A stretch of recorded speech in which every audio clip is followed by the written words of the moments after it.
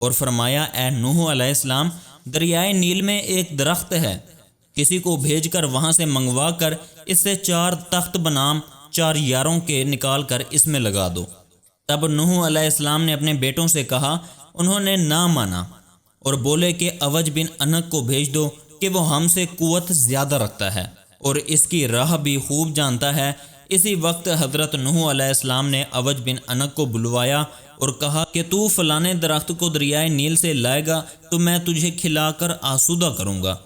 اوج بن انق نے کہا، تم میرے ساتھ وعدہ کرو۔ حضرت نوح علیہ السلام نے اس سے وعدہ کر لیا۔ پس اوج بن انق نے جا کر اس درخت کو جڑ سے اکھاڑ کر لا دیا۔ تب حضرت نوح علیہ السلام نے 3 روٹیاں جو کی نکال کر اسے کھانے کو دیں۔ اوج بن انق انہیں دیکھ کر ہنس دیا اور کہا، اے حضرت نوح علیہ السلام، میں 12,000 روٹیاں ایک وقت میں کھا لیتا ہوں اور میں اپنے کھانے کا کیا حساب دوں؟ یہ 3 روٹیاں جو سے مجھے کیا ہوگا؟ اور ایک خبر میں بتایا گیا ہے کہ اوج بن انق عمر بھر اکل و شرب سے کبھی بھی سیر نہ ہو سکا۔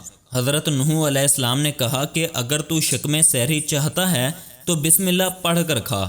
جب اس نے بسم اللہ پڑھی اور کھانا شروع کیا، چنانچہ اس نے دوسری روٹی کھانی شروع کی تھی اور لقمے بنا ہی رہا تھا کہ اب اس کو کھانے کی حاجت نہ ہوئی۔ اتنے میں اس کو شکم سحری ہو گئی۔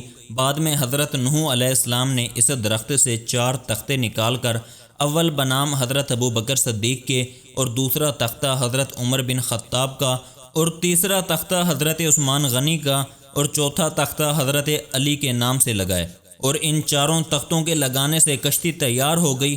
بعد میں حضرت جبرائیل علیہ السلام نے فرمایا، اے نوح علیہ السلام، تو بیت المعمور کی زیارت کر لے، اللہ تعالیٰ اس کو اٹھائے گا۔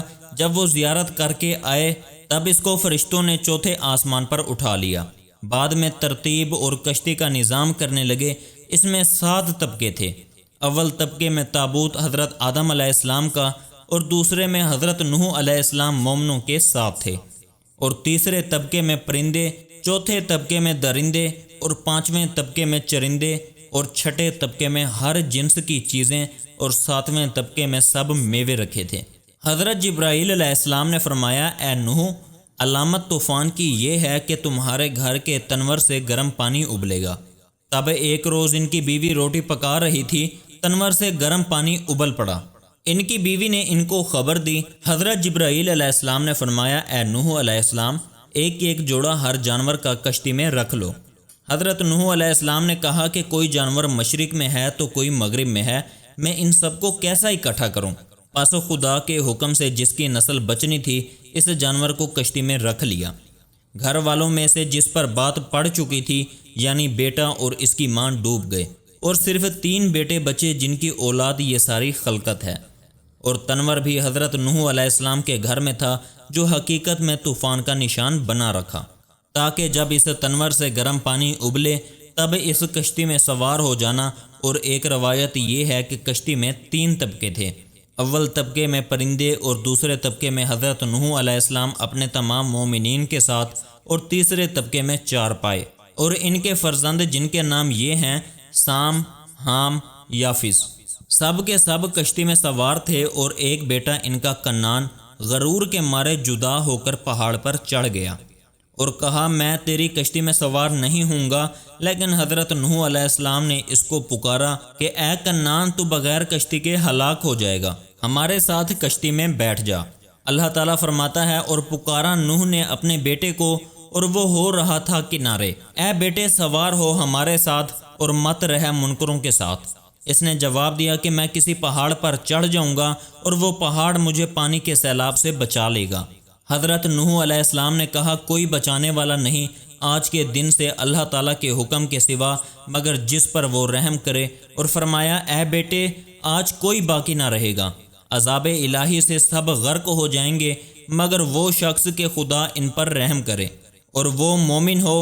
اور ماہ رجب کی 2 تاریخ تھی کہ پانی ابلنا شروع ہوا تھا، آسمان سے گرم پانی برسا اور زمین سے سرد ابلا، یہاں تک کہ پہاڑوں کے اوپر 40 گز پانی بلند ہوا تھا، اور جس پہاڑ پر حضرت نوح علیہ السلام کا بیٹا تھا اس پر بھی پانی جا پہنچا۔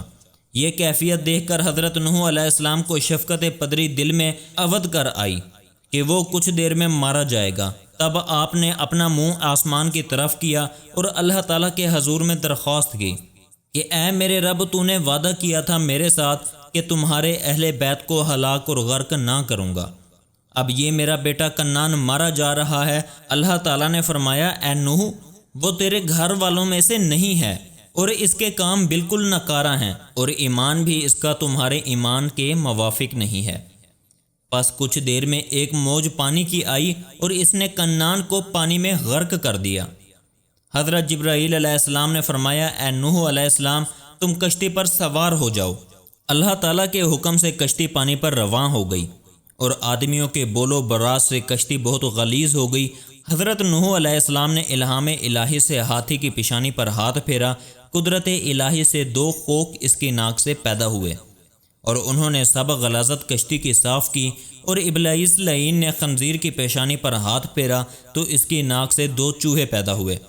حضرت نوح علیہ السلام نے کہا کہ اے شیطان لعین، تجھے اس کشتی پر کون لایا؟ شیطان بولا، اس وقت جب تو نے خنزیر کو ملعون کہا اور میں جانتا تھا کہ تو مجھ کو بھی ملعون ہی کہو گے، لہٰذا میں خنزیر کے ذریعے کشتی پر آیا ہوں۔ چنانچہ چوہے جب کشتی میں سوراخ کرنے لگے، تب حضرت نوح علیہ السلام نے خدا کی درگاہ میں فریاد کی۔ حضرت جبرائیل علیہ السلام نے آ کر حضرت نوح علیہ السلام سے کہا کہ تو شیر کی پیشانی پر ہاتھ پھیر۔ تب حضرت نوح علیہ السلام نے شیر کی پیشانی پر اپنا ہاتھ پھیرا تو 2 بلیاں اس کی ناک سے پیدا ہوئیں، اور ان بلیوں نے سب چوہے کشتی کے کھا لیے، اور اسی دن سے بلی چوہے کی دشمن ہوئی۔ حضرت نوح علیہ السلام ماہ رجب کی 2 تاریخ سے محرم الحرام تک تقریباً 6 ماہ 8 دن کشتی پر ہی رہے۔ بعد میں اللہ تعالیٰ کی طرف سے ندا آئی اور اللہ تعالیٰ کی طرف سے حکم ہوا، اے زمین نگل جا اپنا پانی، اور اے آسمان تھم جا، اور سکا دیا پانی، اور ہو چکا کام، اور کشتی ٹھہری جودی پہاڑ پر، اور حکم ہوا کہ دور ہو قوم سے جو بے انصاف ہے۔